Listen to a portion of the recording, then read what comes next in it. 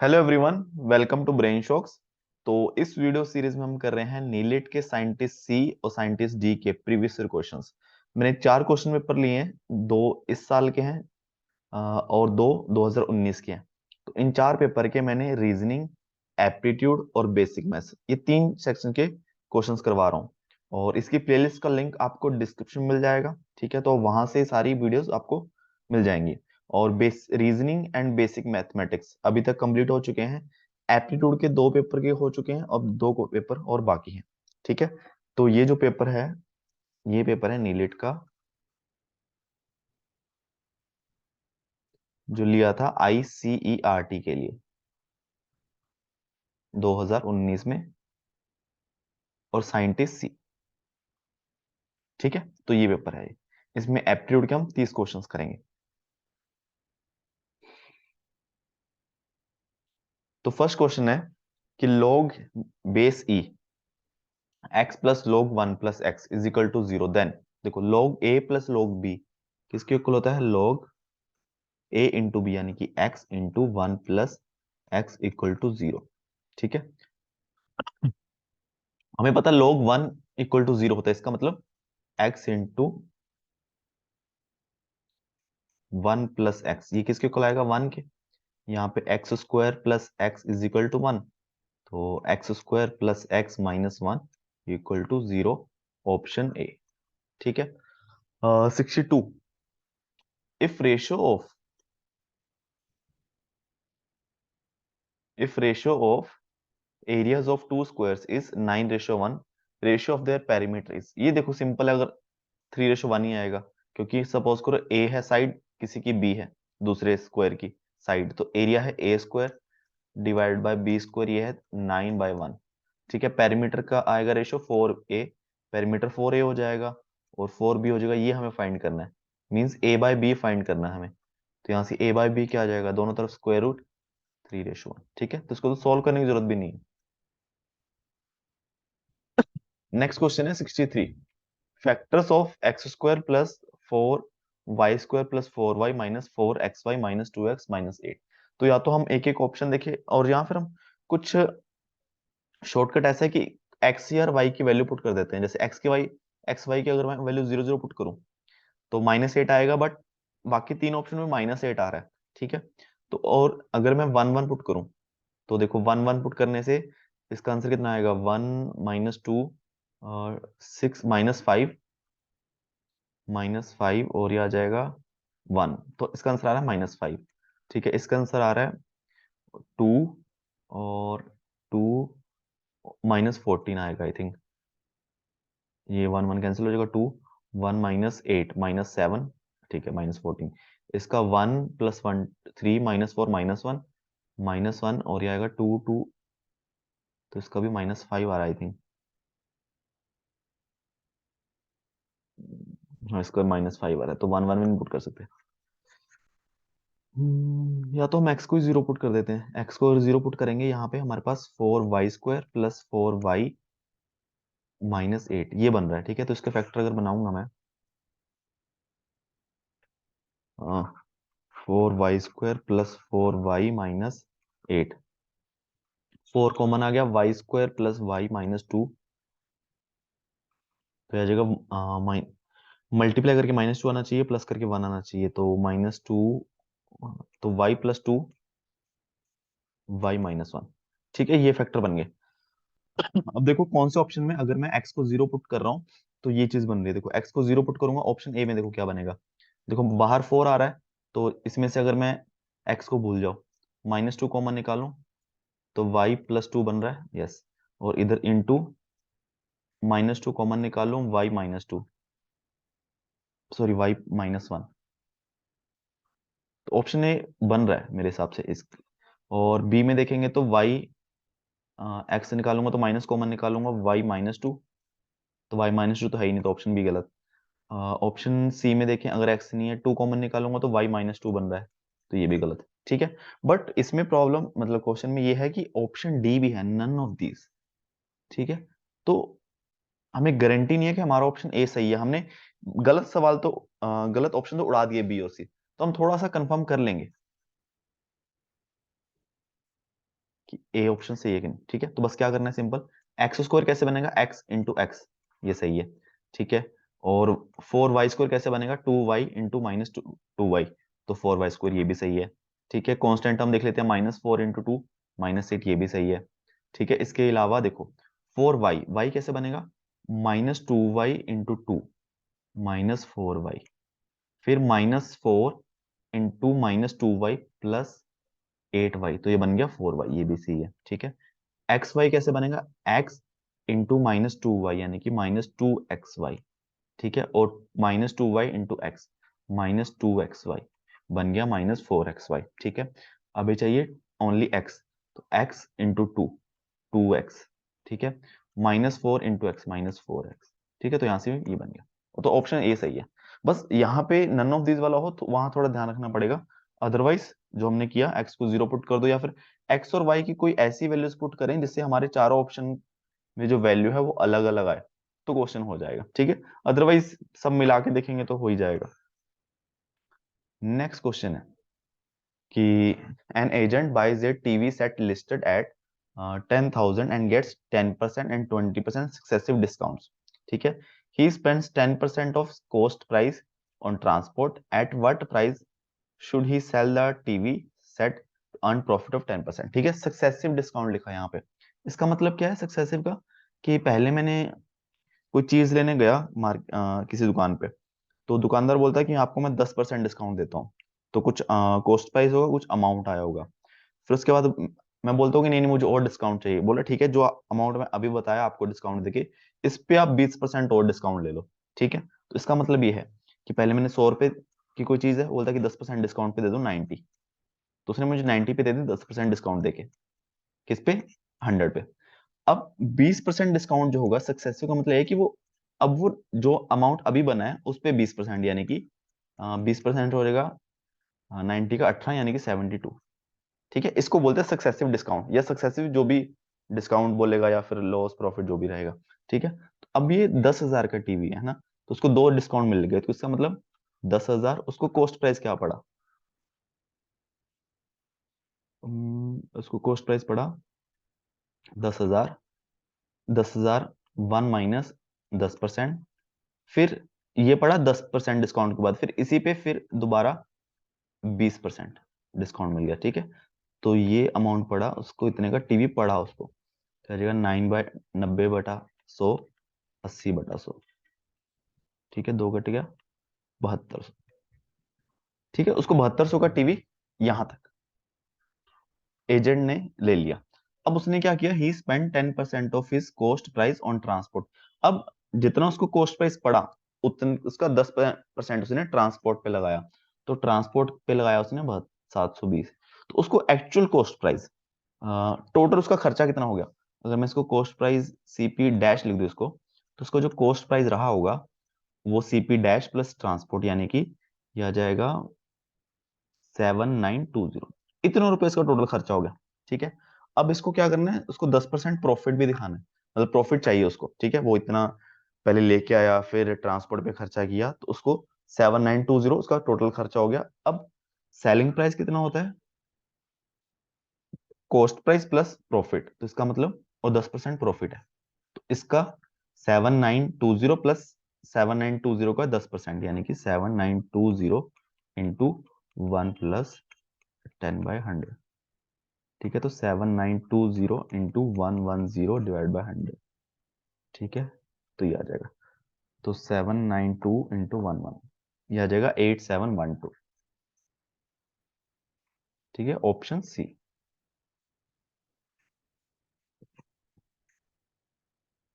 Next question है कि by which one of the following should we multiply 152,207 so that product is 111, 1 2 3 4 5 6 7 8। ठीक है, तो सिंपली बस हमें इसको डिवाइड ही करके देखना पड़ेगा। ठीक है, अब थोड़ा सा इजी है कि हम इसमें फैक्टर आएगा 1 1 1 1। ठीक है, तो इसको अगर मैं 1 1 1 1 से कैंसिल करेंगे तो 1 1 2 3 0 ऐसे। ठीक है, इसको हम डिवाइड करके देख लेते हैं, 152,207, 1 1 1 1, सबसे पहले तो 1 आएगा, फिर 4110, ठीक है। अब 3 आएगा, 7777, अब देखो 137, ठीक है, 137। बस अब तो सिंपल डिवाइड करना है, 10001, 137। तो बस अपने को पहला लेटर ही चाहिए। अब देखो ऑप्शन एलिमिनेट भी कर सकते हैं, जैसे इसमें ऑप्शन बी एलिमिनेट होगा, क्योंकि देखो 63 ये 3 से डिविजिबल है, बट ये 3 से डिविजिबल नहीं है, तो बी ऑप्शन नहीं है, सीधा कैंसिल करो। तो अब बचा 5 या 7। तो पहले 13, 13 × 7 91 होता है, ठीक है। 13 × 7 और 13 × 8 होता है 104, तो डी ऑप्शन भी गलत। तो सी आएगा मोस्टली। देखो 7 से करेंगे, 7 9 21 और 25, ठीक है, और 1 4, ठीक है। अब बस 3, 7 21 2 3 3 9 तो 11 3 4, ठीक है, 73 आ गया। बस कैलकुलेशन है इसमें, और कुछ नहीं है। नेक्स्ट क्वेश्चन है, in a class consisting of 100 students 20 knows English and 20 don't know Hindi, 10 knows neither English nor Hindi, number of students know both Hindi English. तो इसको वेन डायग्राम से बहुत सिंपल से हो जाएगा। तो ये तो टोटल स्टूडेंट्स हो गए सारे। अब मैं इसमें बनाता हूँ एक हिंदी वाले, एक चलो इंग्लिश वाले बनाता हूँ, पहले हिंदी वाले, ठीक है। अब देखो ये स्टूडेंट्स है इंग्लिश वाले, ये है हिंदी वाले। अब मैं इसमें लिखता हूँ ए बी सी डी, ठीक है। अब ए स्टूडेंट्स कौन से हैं? ए स्टूडेंट है जो जिनको सिर्फ इंग्लिश ही आती है, बी स्टूडेंट वो हैं जिनको सिर्फ हिंदी ही आती है, सी वो हैं जिनको दोनों हिंदी इंग्लिश आती हैं, डी जिनको कुछ नहीं आता, ठीक है, ना हिंदी आती है ना इंग्लिश आती है। ए प्लस सी को बोलूंगा जिसको इंग्लिश आती है ना, हिंदी आती है नहीं आती है वो हमें मतलब नहीं है। ए प्लस सी मतलब इंग्लिश आती ही आती है, बी प्लस सी हिंदी आती है, ठीक है। अब इन्होंने बोला 20 नोज इंग्लिश, इंग्लिश किस किसको आती, कितने लोगों को आती है? ए प्लस सी, यानी कि 20। Second 20 do not know Hindi, Hindi किसको नहीं आती? बी प्लस सी को हिंदी आती है, ए प्लस डी को हिंदी नहीं आती। ये भी कितने हो गए? 20। दोनों हिंदी, ठीक है। 10 knows neither Hindi nor English, 10 को ना हिंदी आती है ना इंग्लिश आती है, वो है डी, यानी कि 10। अब इन्होंने हमसे पूछा क्या है? Number of students knows both Hindi and English, मतलब सी की वैल्यू पूछी इन्होंने। अब देखो डी की वैल्यू मैं यहां पुट करूंगा तो मेरे पास ए की वैल्यू 10 आ जाएगी, ए की वैल्यू 10 में यहां पुट करूंगा तो यहाँ पे सी की वैल्यू मेरे पास 10 आ जाएगी, ठीक है। तो 10 स्टूडेंट ऐसे हैं जिनको हिंदी और इंग्लिश दोनों आती है, मतलब 10 स्टूडेंट्स ये होंगे, 10 ही ये हैं, 10 ये हैं, और बी हो जाएगा 100 है ना टोटल, तो 70, ठीक है, इस हिसाब से।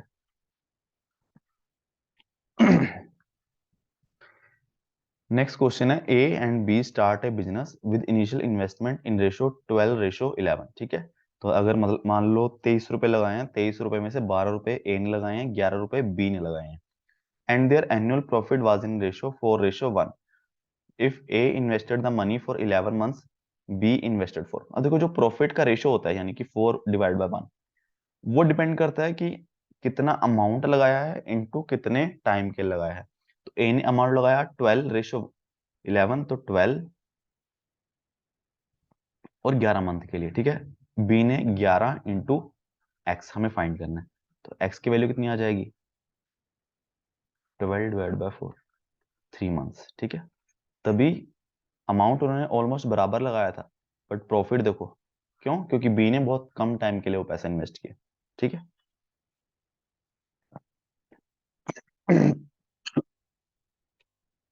68, a train overtakes two persons who are walking in the same direction in which train is going at rate of 2 kilometer per hour, 4 kilometer per hour, passes them completely in 9 seconds and 10 seconds respectively, length of the train। अब देखो दो लोग हैं, वो जा रहे थे, train भी इन्हीं के डायरेक्शन में जा रही है, ठीक है। अब सपोज करो एक बंदा जो 2 किलोमीटर पर आवर की स्पीड से चल रहा है, ठीक है, उसको तो ट्रेन पास करने में 9 सेकंड लगाती है, दूसरे की स्पीड है 4 किलोमीटर पर आवर, उसको 10 सेकंड लगाती है, ठीक है। अब देखो जो बंदा तेजी से चल रहा है तो उसको क्रॉस करने के लिए ट्रेन को ज्यादा टाइम लगेगा ना, क्योंकि इनकी रिलेटिव स्पीड कम हो जाएगी, ठीक है। अब यह है कि लेंथ ऑफ ट्रेन, सबसे पहले देखो, अगर सपोज करो ट्रेन की स्पीड x है, तो जब train 2 kilo x kilometre per our, इसमें यूनिट का थोड़ा ध्यान रखना है, क्यों स्पीड किलोमीटर पर आवर में दी है, यहाँ पे 9 और 10 सेकंड्स दिए हैं, फिर लेंथ मीटर में दी है, ठीक है। तो x kilometre per our train की स्पीड है, जब ट्रेन पहले वाले बंदे को क्रॉस कर रही है, तो उनकी रिलेटिव स्पीड हो जाएगी x-2। अगर हम दोनों को देख लें, रिलेटिव स्पीड देखें, अब जब ट्रेन किसी भी पोल हो गया, या मतलब कोई खंबा है, या फिर कोई आदमी है, उसको क्रॉस करती है, तो ट्रेन कितना डिस्टेंस ट्रेवल करती है, जितनी उसकी लेंथ है, ठीक है। मतलब ट्रेन का बिल्कुल स्टार्टिंग और फिर जब बिल्कुल एंड उस बंदे तक पहुंच जाएगा, मतलब ट्रेन ने उसको क्रॉस कर लिया पूरा, तो लेंथ होगी ट्रेन की लेंथ के इक्वल, इतना डिस्टेंस ट्रेवल करता है, और स्पीड होगी रिलेटिव वाली। अगर और टाइम हमें दे दिया, तो इतनी होगी, ठीक है। यहाँ से लेंथ कितनी आ जाएगी, speed is equal to distance upon time, time length आ जाएगी distance into speed into time. तो स्पीड इतनी है, टाइम कितना है 9 डिवाइडेड बाय 3600, मैंने आवर्स में कर दिया, ठीक है। सिमिलरली अगर जब ट्रेन 4 किलोमीटर पर आवर की स्पीड से जो बंदा जा रहा है, उसको जब क्रॉस कर रही होगी, उसकी रिलेटिव स्पीड बन जाएगी इतनी, अगर देखा जाए उस केस में, बट लेंथ तो सेम ही है ना। ट्रेन जब दो बंदों को क्रॉस कर रही है, वो डिस्टेंस उतना ही ट्रेवल कर रही है अपनी लेंथ के इक्वल, तो उस केस में ये कितना आ जाएगा, x-4 इंटू 10 सेकेंड में कर रही है, तो ये आ जाएगा इतना 3600, ठीक है। 3600 कैंसिल हो गया, ये आ जाएगा 9x-18 is equal to 10x-40, ठीक है। तो यहां से x की वैल्यू आ जाएगी 22 किलोमीटर पर आवर, इतनी स्पीड है ट्रेन की। अब बस लेंथ हम निकाल सकते हैं, लेंथ की क्या आ जाएगी वैल्यू, x-2 यानी कि 20 इंटू 9 डिवाइडेड बाई 36। अब हमारा सारा काम चल रहा है किलोमीटर पर आवर में, लेंथ भी अब किलोमीटर में आ रही है, तो इंटू में 1000 कर दूंगा तो मीटर में आ जाएगी, ठीक है। 2 जीरो से कैंसिल, ये 4 कैंसिल, 4 ये 5 से कैंसिल, ये 50 मीटर आ गई ट्रेन की लेंथ, ऑप्शन सी।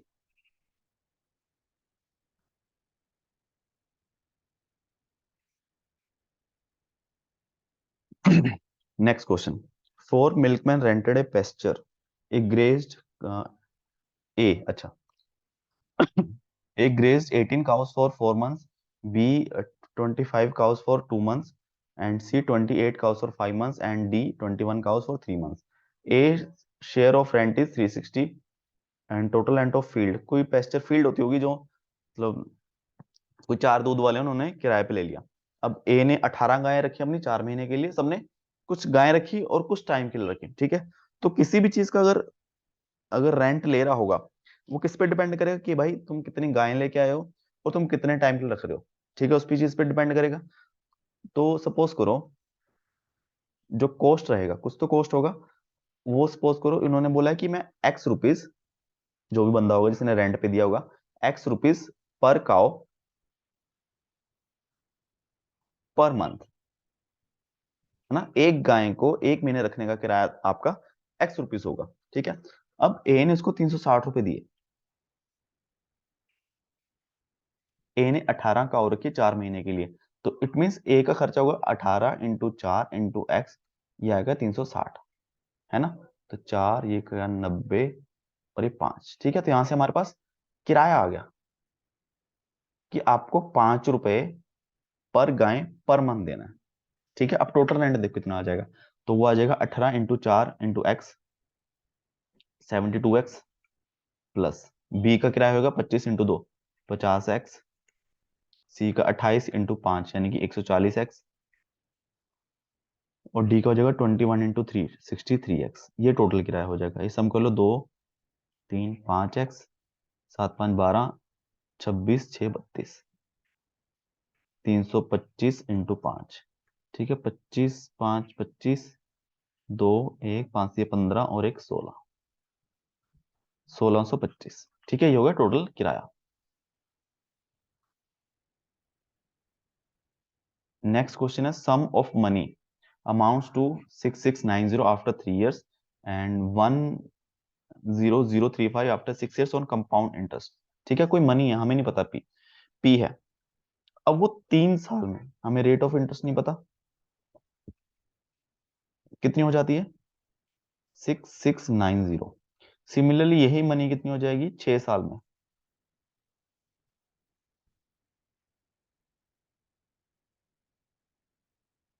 ठीक है, अब या तो हम इन दोनों को डिवाइड करते, दोनों को डिवाइड करना आई थिंक मुश्किल होगा। 10035,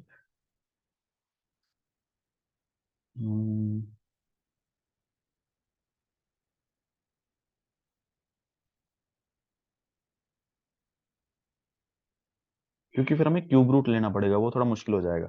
ठीक है, अब देखो क्या करो, इस इक्वेशन में अगर मैं दोनों साइड स्क्वायर कर दूं तो पी स्क्वायर, यहाँ पे स्क्वायर आ जाएगा,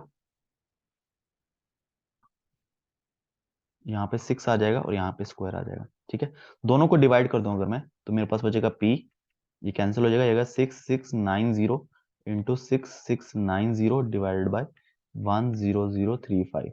ठीक है, ये 3 से डिवाइड हो रहा है, ये भी हो रहा है, और 10035 और 9 से डिवाइड हो जाएगा, तो इसको 3 से करूंगा तो 2230, इसको 9 से करूंगा 1115। ठीक है, और ये कट जाएगा 2 से, तो यहां से अमाउंट आ गया 0644, ऑप्शन बी, है ना। यस, ठीक है, ये अमाउंट आ गया जो 3 साल में कंपाउंड इंटरेस्ट पे 6690 हो जाएगा। किसी रेट भी अगर निकालना हो तो निकाल सकते हो, बट जरूरत नहीं है। 71, नेक्स्ट क्वेश्चन है, for a sphere of radius 10 centimetre, numerical value of surface area is how many percent of numerical value of its volume. तो मतलब जो सरफेस एरिया वो वॉल्यूम का कितना परसेंट है ये पूछ रहा है। अब स्फीयर सरफेस एरिया जो होता है 4 पाई r स्क्वायर, वॉल्यूम होती है 4/3 पाई r क्यूब, ये पूछा बस, है ना, ये परसेंटेज पूछी है। तो 4 पाई कैंसिल, आर स्क्वायर से ये कैंसिल, तो 3/r इंटू 100 आ गया, तो 3/r की वैल्यू है 10 इंटू 100, तो 30%, option C. About the number of pairs which have 16 as their HCF and 136 as their LCM, we can definitely say that। तो ऐसे कोई numbers only one pair exist, मतलब एक ही पेयर एग्जिस्ट करता है जिसका HCF 16 होगा, LCM 136 होगा। B, only two such pair, दो पेयर एग्जिस्ट करते हैं, मैनी सच पेयर, बहुत सारे हैं, नो सच पेयर। ठीक है, तो जैसे क्या होता है कि ये HCF जो होता है वो फैक्टर इसमें आना चाहिए। अब देखो 16 इसका फैक्टर नहीं है, तो इसका आएगा नो सच सोल्यूशन। ठीक है, इसको आप समझो ऐसे कि सपोज करो 16, मेरे पास दो नंबर है ए और बी, सपोज करो कि वो पॉसिबल है कि जिनका HCF 16 है, LCM 13। अब HCF 16 का क्या मतलब है कि 16 दोनों में है ना, कि सपोज करो कि ये नंबर होगा 16x, ये होगा 16y। ठीक है, तो कॉमन जो एक काट सकते हैं, 16 पे काट सकते हैं, एक्स और वाई आपस में को प्राइम हो गए, एक्स और वाई में कोई भी कॉमन फैक्टर नहीं है। ठीक है, अब इनका एलसीएम जो है, एलसीएम अगर लेना चाहूं मैं, तो हमें पता है कि 16 16 है तो 16 आ जाएगा एक बार, फिर एक्स और वाई का कॉमन फैक्टर नहीं है, तो एक्स इंटू वाई ये एलसीएम होना चाहिए। ठीक है, हम्म,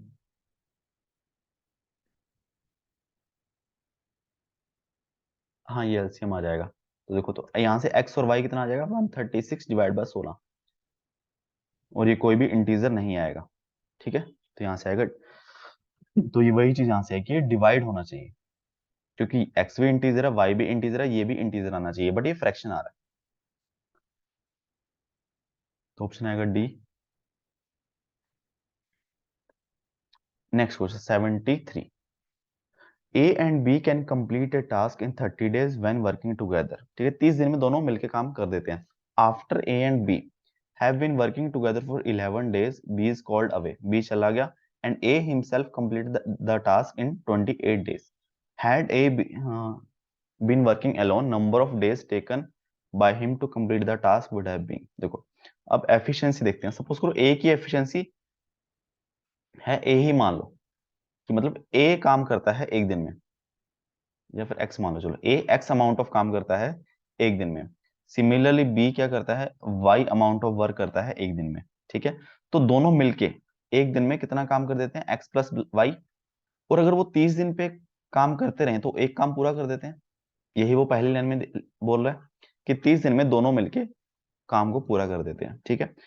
अब क्या हुआ कि after A and be working together for 11 दिन, 11 दिन क्या हुआ, दोनों ए और बी ने काम किया मिलके, ठीक है। उसके बाद बी चला गया, तो उसके बाद क्या हुआ, A himself completed the task in 20 days, तो अगले 28 दिन सिर्फ ए ने काम किया। तो इसका मतलब तब जाके काम पूरा हुआ, इसका मतलब 39 डेज ए ने काम किया और 11 डेज बी ने काम किया, तब जाके वो काम कंप्लीट हुआ। इट मींस ए की एफिशिएंसी है एक्स, तो 39 इंटू एक्स, ए ने काम किया इतना, और 11 इंटू वाई बी ने काम किया, तब जाके वो काम पूरा हुआ, ठीक है। अब हम फाइंड करना है कि ए अगर अकेले काम करता तो कितने टाइम में करता, मतलब एक्स की, ए की एफिशिएंसी फाइंड कर लेते तो वहां से आ जाएगा।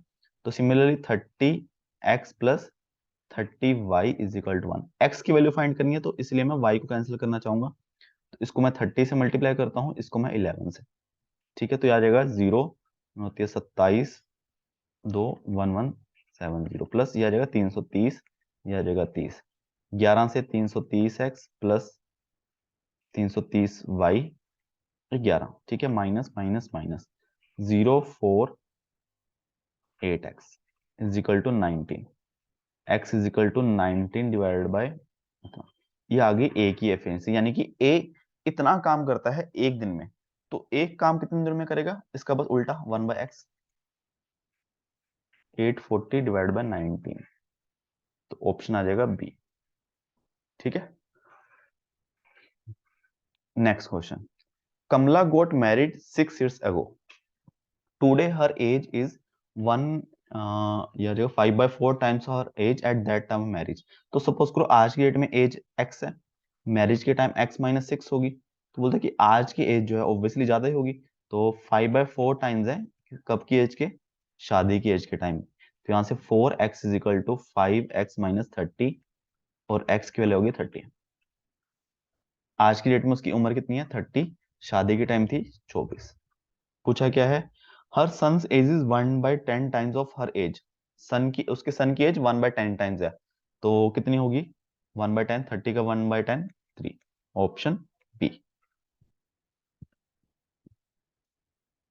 75, Tarun bought a TV with 20% discount on the labeled price. Had he bought it with 20% discount, he would have saved 500. What the price did he buy for TV? देखो, तरुण ने कोई टीवी लिया, उसको 20% डिस्काउंट मिल गया, मतलब सपोज करो x था, 20% discount मिल गया तो उसको 0.8x का पड़ा होगा, ठीक है, x माइनस एक्स का 20%। तो ये बोल रहे हैं कि अगर ये होगा 20% डिस्काउंट, अगर हम बोल रहे हैं कि अगर वो 25% डिस्काउंट ले लेता, 500 रुपए और बच जाते, तो 25% डिस्काउंट मतलब ये, तो अभी उसने इतने का लिया, बट अगर इसने इतने पे लेता तो 500 बच जाता, मतलब इन दोनों का डिफरेंस 5 के इक्वल है, 500 के, ये आ जाएगा 0.05x इंटू 500, एक्स की वैल्यू हो जाएगी 500, 0.05, पॉइंट कट के यहाँ पे 100 आ जाएगा, ठीक है, और यहाँ पे भी 100, 100 इंटू 100, 10,000, ठीक है, ऑप्शन बी।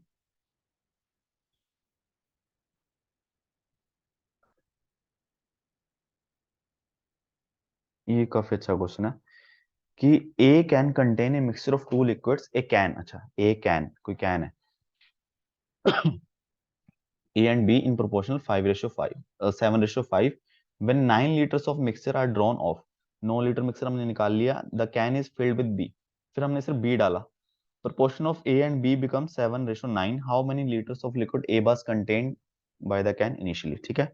तो 7/5, तो हमें नहीं पता कितना है, 7 और 5 भी हो सकता है, 14 और 10 भी हो सकता है, 21 और 15 भी हो सकता है, तो इट मीन्स मान लो कि A जो था वो 7x था, B जो था वो 5x था, ठीक है, टोटल हो गया 12x लिक्विड। अब क्या हुआ, हमने 9 लीटर निकाला, अब जब 9 लीटर निकालेंगे, ऐसा नहीं है कि 9 लीटर में ए कितना निकलेगा, बी कितना निकलेगा, वो डिपेंड करता है कितना है, 7/5 है, तो उसी अमाउंट में 9 लीटर में भी होगा, ऐसा नहीं है कि हाफ हाफ हो जाएगा। तो अगर हम बात करें, जब मैं 9 लीटर निकालूंगा तो उसमें से ए कितना निकलेगा 7 डिवाइड बाय 7 + 5 12। ये कितना आ जाएगा 3 और 4, 21/4 लीटर निकलेगा, ए निकल जाएगा 9 लीटर में से।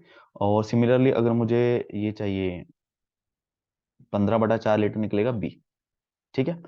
अब सपोज करो एक कैन था जिसमें क्या हुआ 7x + 5x इस तरीके से था कि ये ए था ये बी था। अब मैंने 9 लीटर निकाल लिया, 9 लीटर सोल्यूशन निकाल लिया। अब क्या होगा इसमें, इसमें 7x माइनस 21/4 इतना तो ए बच गया, और 5x माइनस 15/4 इतना बी बच गया। ठीक है, ये हो गया -9। इसके बाद मैंने क्या किया, मैंने बी डाल दिया 9 लीटर +9 क्या डाल दिया बी। अब ए तो नहीं बचेगा ना, ए में तो कुछ ऐड किया नहीं, निकाला ही है। 5 बी में 9 लीटर ऐड हो गया, ये हो गया सोल्यूशन। सबसे पहले ये इतना था, फिर 9 लीटर निकालने के बाद ये बचा, 9 लीटर बी ऐड करने के बाद ये हो गया। अब इनका रेशो जो है वो रेशो दिया 7/9, बस इसको सॉल्व करना है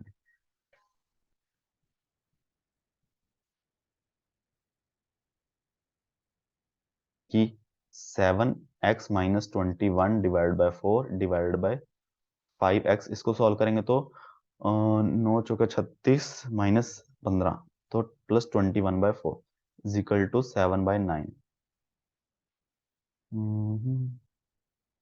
इसको करेंगे 20, इसको सॉल्व करो 28x - 21, यह आ जाएगा 20x +21 = 7/9। और यहाँ पे 7 से कैंसिल कर दें और अब क्रॉस मल्टीप्लाई, तो 9 × 4x 36x - 27, ये 20x +21। ठीक है, 20 इधर गया 16x, और ये 27 और 21 8 48, x की वैल्यू होगी 3।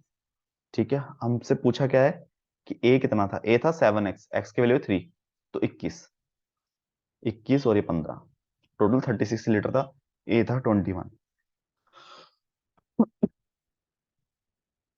Next question, a man invests an amount of 15860 in name of 3 sons A, B, C, such a way that they get the same interest after 2, 3, 4 years respectively. If rate of simple interest is 5%, the ratio of amount invested among A, B, C। ठीक है, सबसे पहले देखो कि उसने दो rate same है सबके लिए,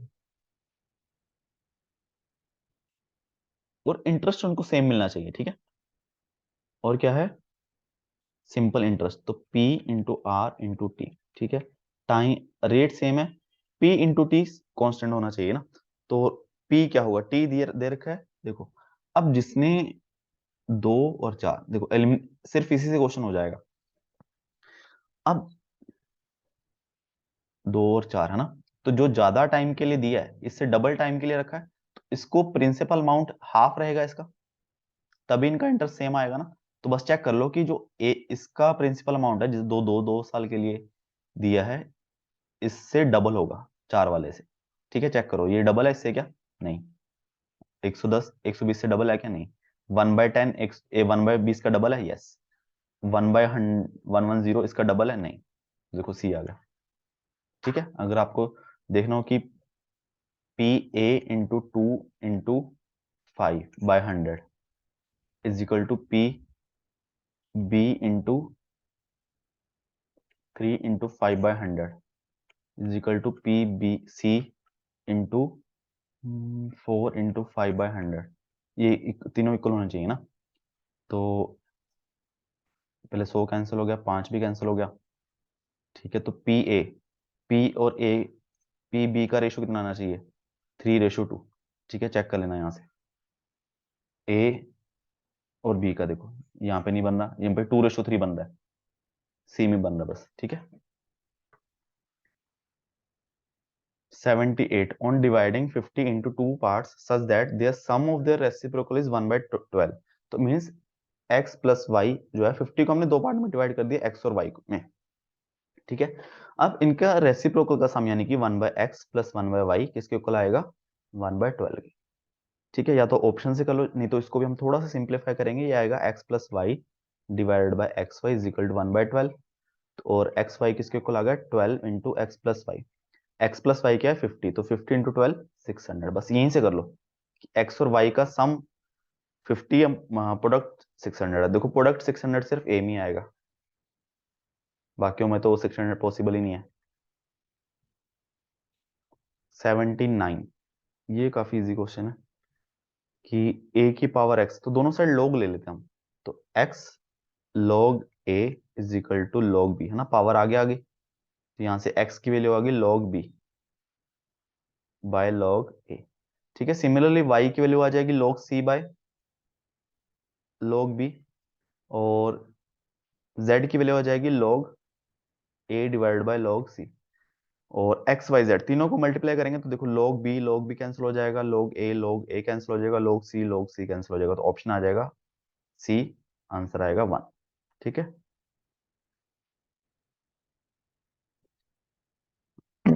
80, ए हैज टू पे 220 टू बी आफ्टर 1 ईयर, है ना, ए को बी को पे करनी है 220 एक साल बाद।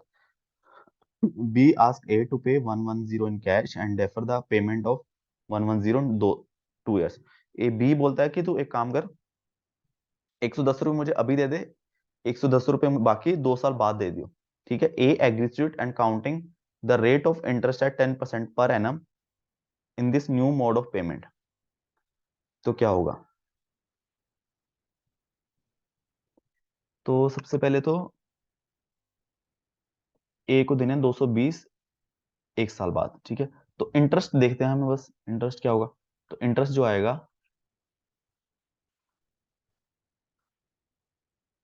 प्रिंसिपल अमाउंट 220 इंटू रेट कितना है 10 इंटू 1, 22 रुपए इसको इंटरेस्ट देना होता पहले, कि अगर वो 220 रुपए देता एक साल बाद। अब क्या हुआ, उसने 220 में से 110 तो दे ही दिए, ये पहला केस है। दूसरे केस में 110 तो तुरंत दे दिए, तो उस पर तो कोई इंटरेस्ट की बात ही नहीं हो रही है। अब 110 रुपए दिए उसने 2 साल बाद, तो उस पर कितना इंटरेस्ट आएगा, 110 इंटू 10 इंटू 2 डिवाइड बाय 100, तो इस पे आएगा इंटरेस्ट 22। तो इंटरेस्ट तो सेम ही है, तो कोई लॉस या गेन नहीं हुआ।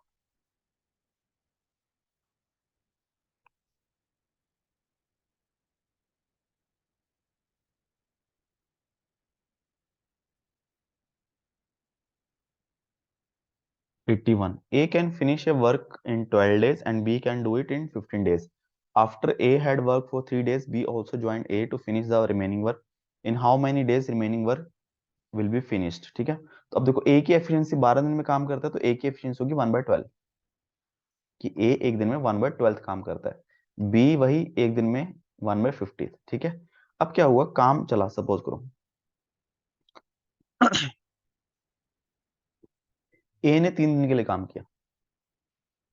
ठीक है, A 3 दिन बाद A प्लस बी हो गए, तो जो रिमेनिंग वर्क था एक्स डेज के लिए चला।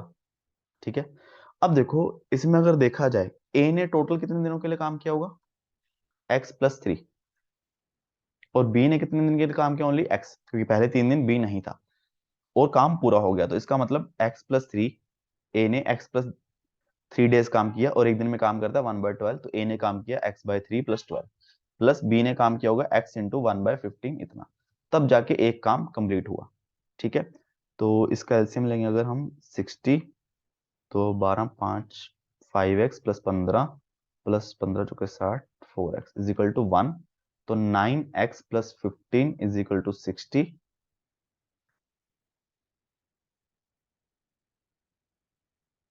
तो 9x इज इक्वल टू,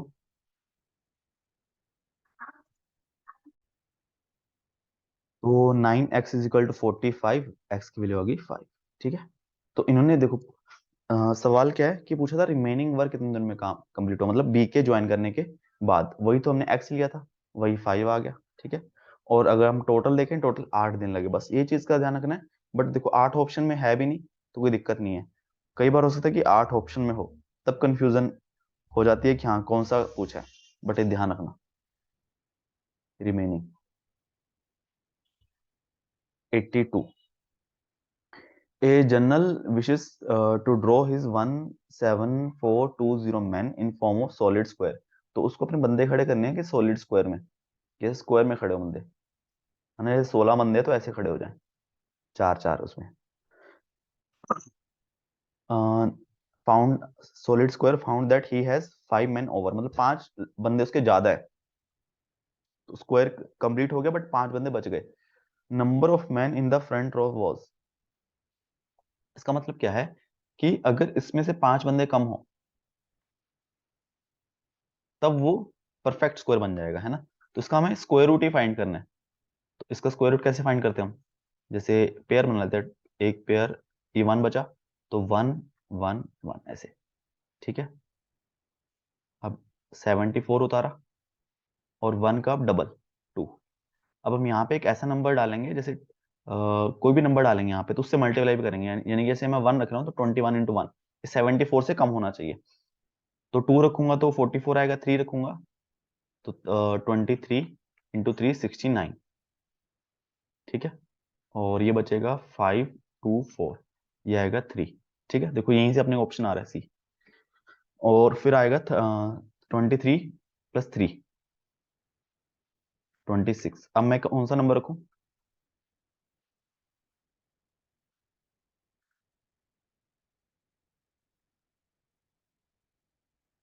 बस 2 हमें दिख भी रहा है वैसे भी, 5 2 4 2 यहाँ पे 132, ठीक है।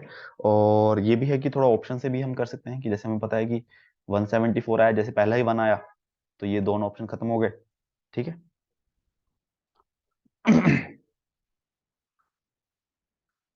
83। Vidya and Vandana solved a quadratic equation. In solving it, Vidya made a mistake in the constant term and got the roots as 6 and 2, while Vandana made a mistake in coefficient of x only and obtained root as 7 -7 and -1. The correct root of the equation are, देखो अगर किसी भी quadratic के root ए और B हैं तो equation होती है X square plus minus sum of roots into x plus product of roots is equal to 0। तो Vidya made a mistake in const, Vidya ने क्या किया, कांस्टेंट टर्म में मिस्टेक की, मतलब उसने ये टर्म सही ली, तो उसको रूट है 602। It means A plus B correct है, ए इंटू बी उसने गलत ले लिया, तो हमें पता चल गया कि ए प्लस बी तो 8 आएगा, ठीक है। वंदना ने क्या किया, उसने इस टर्म में मिस्टेक कर दी देखने में, तो उसके रूट आए -7 -1, मतलब उसने ये टर्म सही ली, तो इसका मतलब प्रोडक्ट उसका जो आएगा a इंटू बी -7 इंटू -1, वो 7 आएगा। तो क्वाड्रेटिक इक्वेशन क्या बनी, असली, विदाउट मिस्टेक, ये, ठीक है। तो ये बन जाएगा x -1, तो x की वैल्यू हो जाएगी 1 और 7, ठीक है। Option D.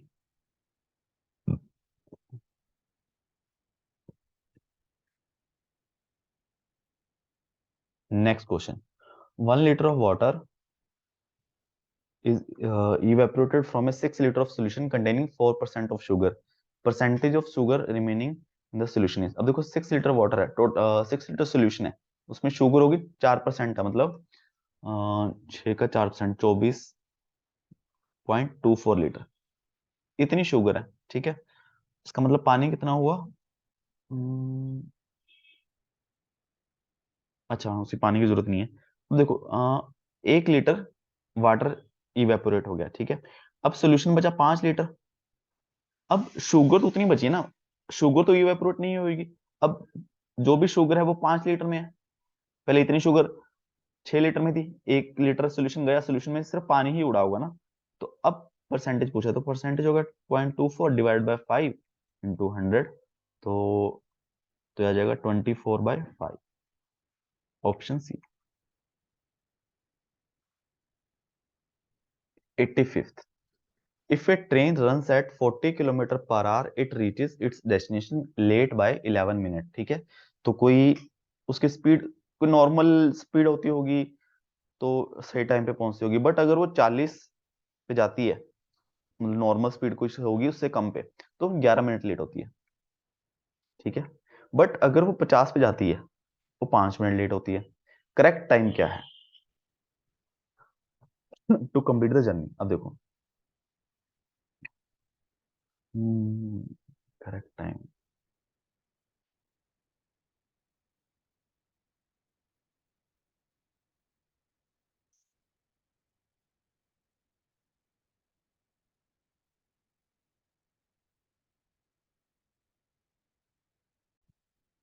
Correct time suppose करें हम x लें अगर, तो x+5, हाँ।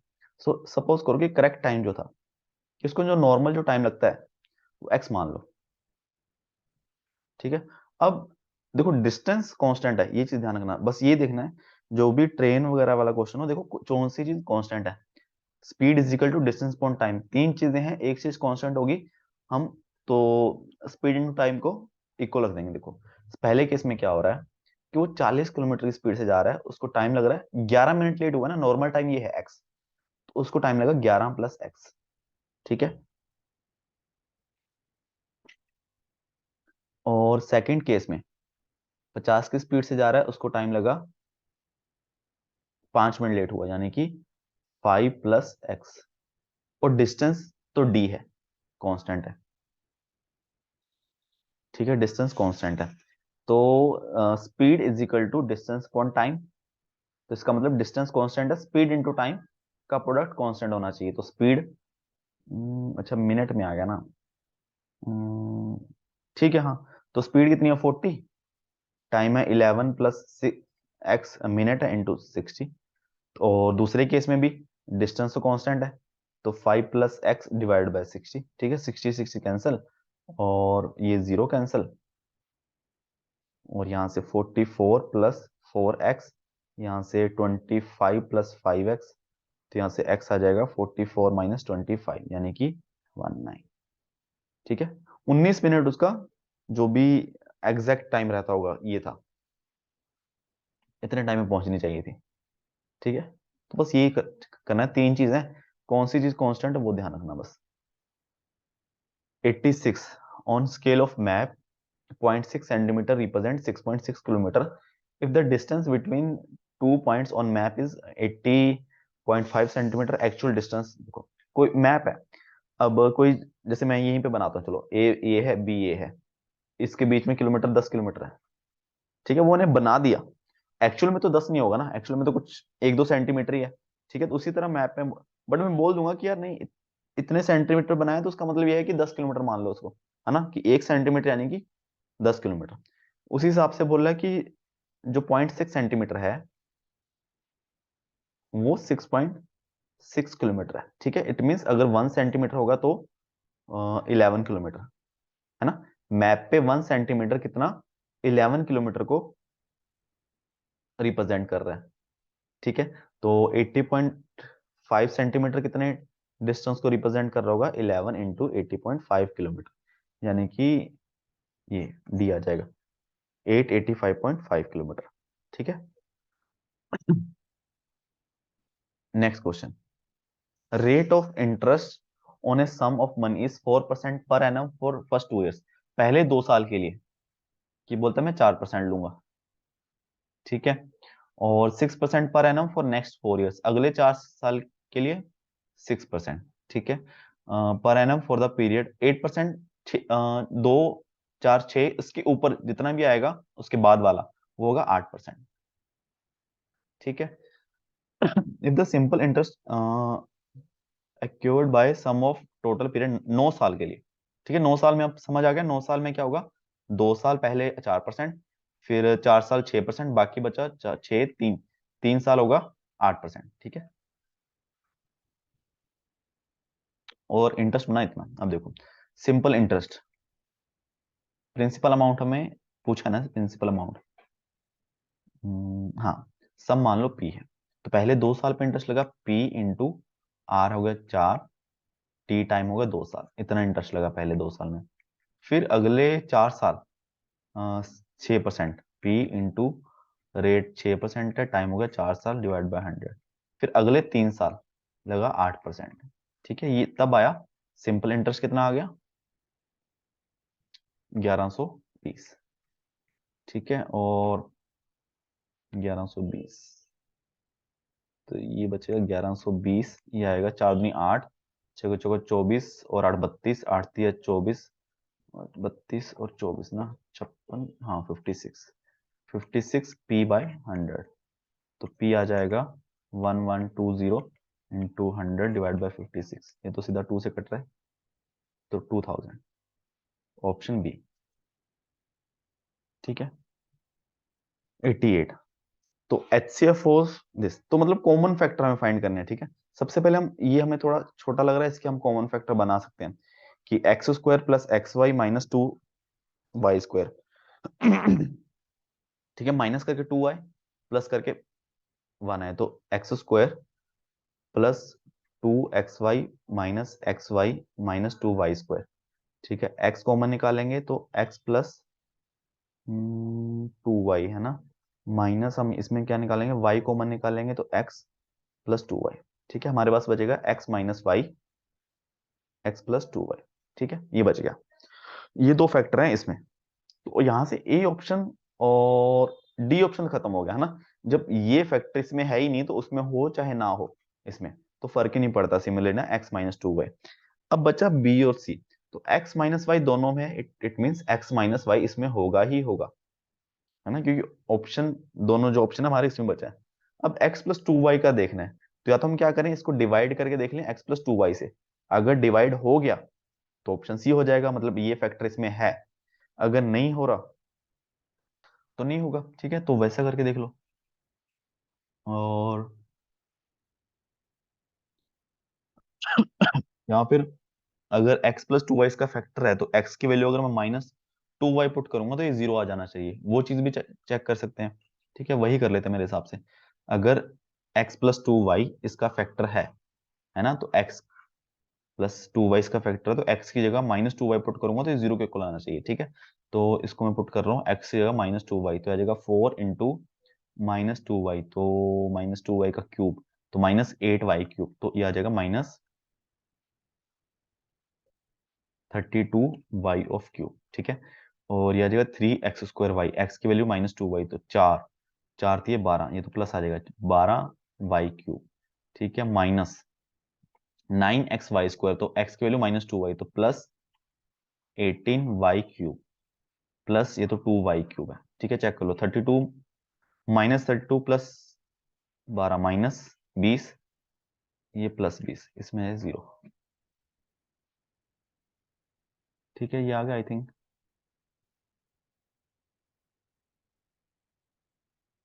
2, 18 प्लस 2 20, हाँ आ गया। बाकी अगर हम वैसे भी चेक करना चाहें, वो भी कंफर्म कर लेते हैं एक बार answer. -9xy² plus y³ x plus 2y, तो यहाँ पे आएगा, यहाँ y है। ठीक है, तो सबसे पहले 4x², तो 4x², यहाँ पे 4x³ प्लस 4 दूनी 8 x² y, minus minus -5x² y minus 9xy² तो -5xy -5x² y और -10xy² है ना, प्लस प्लस, तो यहाँ आ जाएगा xy² प्लस 2y, तो यहाँ आ जाएगा +y²। ठीक है, हाँ ठीक है, चलो, तो इसका आ जाएगा ऑप्शन सी, ये दोनों इसके फैक्टर इसमें होंगे। 89, second last question. If 20 men working 7 hours a day can do a piece of work in 10 days, in how many days 15 men working for 8 hours a day do the same piece of work, है ना। इसका मतलब man, number of mens into days, ये हमेशा constant रहता है ना, man into time, number of people into time. अगर 20 मैन 70 घंटे में, 7 घंटे 10 दिन, 70 घंटे में काम पूरा करते हैं, सबसे पहले हम घंटे में निकाल लेते हैं। ठीक है, तो 20 मैन क्या काम कर रहे हैं, 70 घंटे काम कर रहे हैं, तो इक्वल टू होना चाहिए 15 मैन कितने घंटे काम करेंगे, सेम काम को। ठीक है, तो 20 × 70 डिवाइड बाय 15, इतने घंटे। ठीक है, और 3 ये 4, 280/3 घंटे। ठीक है, अब वो 8 घंटे हर दिन काम कर रहे हैं, तो नंबर ऑफ डेज आ जाएंगे, इसको 8 से डिवाइड कर दो, तो 8 से पूरा पूरा डिवाइड हो जाएगा, 70 और 2, आई थिंक 35/3, इतने डेज, ऑप्शन बी। ठीक है, लास्ट क्वेश्चन इस वीडियो का, ए ओज B ₹1120 payable 2 years, Hence B owes A rupees 10815 payable 6 months. Hence, if they decided to settle their accounts forth with by payments of ready money and rate of interest be 6% per annum, then who should pay whom much? देखो, A ने B को 2 साल बाद 1120 रुपए देने हैं, B को A को 6 महीने बाद 1081.50 रुपए देने हैं। वो बोलते हैं कि अभी जो हमारे पास पैसे हैं कि उसी से हम सेटल कर लेते हैं। तो आज की डेट में उनको अगर सेटल करना हो तो किसको कितने रुपए देने होंगे? ठीक है, ए को देने हैं 1120 कितने टाइम बाद? 2 साल बाद। सपोज करो कि ए को अमाउंट जो है आज की डेट में वो पी है ना, तो मतलब अमाउंट देना 1120। ये किसके इक्वल होगा? Principal amount plus interest, P into R into T, है ना। तो 1120, पी बाहर आ गया तो 1 प्लस रेट 6 है, टाइम 2 है, 6 दूनी 12, ये आई थिंक 100 + 12 112 तो 1000 ही आ जाएगा मेरे हिसाब से, है ना। ए को तो 1000 देने, बी को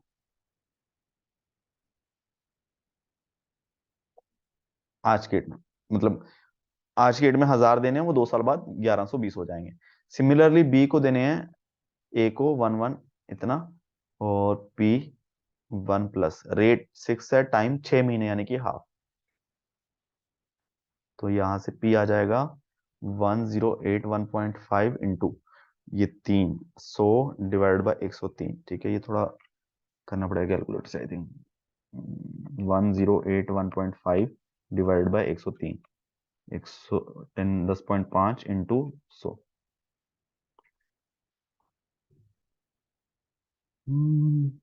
1050 ये देने हैं बी को, ए को आज की डेट में, है ना। तो अगर आज की डेट में सेटल करना हो तो ए को देने हैं 1000, बी को देने हैं 1050।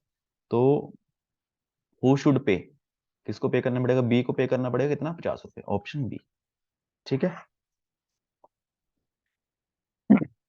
तो ये 30 क्वेश्चन हमारे कंप्लीट हो चुके हैं। अब जो 4 पेपर मैंने लिए हुए हैं तो इसमें अभी सिर्फ ICERT 2019 साइंटिस्ट डी का पेपर के एप्टीट्यूड के क्वेश्चंस बचे हैं। ठीक है, इसके अलावा अगर कोई पेपर हो किसी के पास भी, अगर मुझे भेज दोगे तो हम वो क्वेश्चंस भी कर लेंगे। ठीक है, और किसी भी क्वेश्चन में डाउट हो तो नीचे कमेंट कर सकते हो। ठीक है, और इस पेपर का जैसे आंसर की नहीं है 2019 वाले का, तो हो सकता है इसमें कुछ मिस्टेक भी हो, वेरीफाइड आंसर नहीं है किसी क्वेश्चंस के। ठीक है, तो वो भी चेक कर सकते हो, नीचे कमेंट कर देना या फिर टेलीग्राम पे पूछ सकते हो। ठीक है, तो प्लीज वीडियो को लाइक करना एंड चैनल को सब्सक्राइब कर देना। Thank you so much.